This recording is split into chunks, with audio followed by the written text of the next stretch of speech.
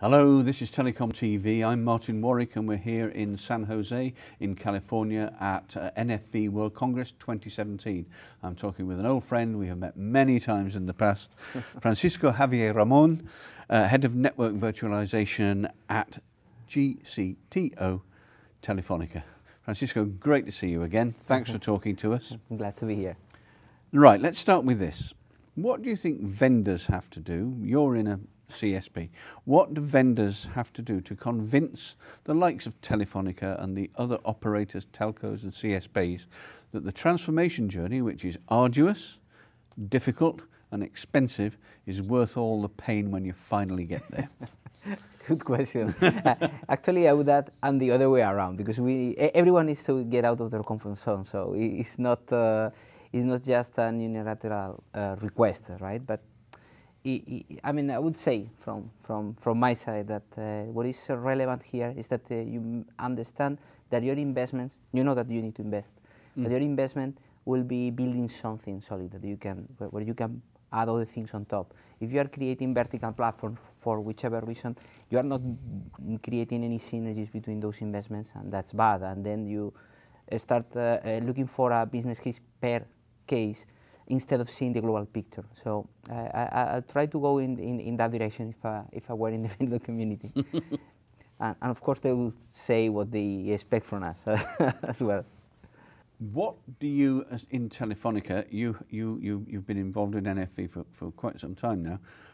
How do you perceive the market and the relationship between the vendors? Has it changed as a result of NFV?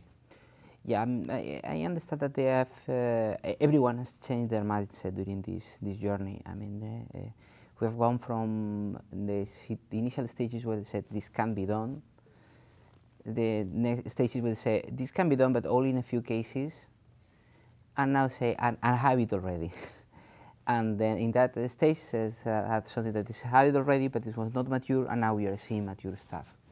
So there's been a transformation there in the messages. Now, the next hurdle that we have as industry is the one that I mentioned, that degree of convergence and harmonization that will help you to leverage on existing deployments on NFV that still are valid for building and chaining other services more complex on them. So that is excellent. Thank you. Second question. You know and I know only too well that most of us in this organisation and in this business and in this industry talk in code. We talk with our buzzwords and phrases, there are mnemonics, there are initials and everything else. One of the things we're hearing about a lot at the moment is network automation and zero touch. I know a lot of your background has been in orchestration, so we can look at it from that point of view, but what, in your opinion, is network automation and zero touch? And do you think it's a realistic end goal for CSP networks? I mean, it depends on where you're applying that, of course, but I understand that the people who are pursuing that have the clear use cases in mind. I think that there are two sides of the same type of coin. I mean, the automation per se is a matter of creating the tooling to do things at large scale with minimal effort, right? And then Zero Touch has some added attribute to that is essentially that things self-discover and know what they need to do because the right context is created for them so they can learn from where they are and act accordingly. And both things can go in the hand, I mean, hand to hand. So when we are talking about the orchestration that you mentioned, actually what you are assuming is that, well, perhaps that Zero Touch is there or not, but still you have an out-of-band access to the elements that helps you to instruct them directly what they need to do. While the zero-touch approach that I think is highly complementary, to be honest, is where I say, okay, I don't even need to tell them everything because they'll figure out.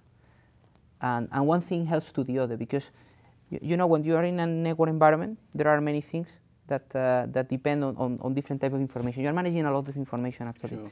You are managing the information of what you want to build, which you cannot self-discover, you need to tell.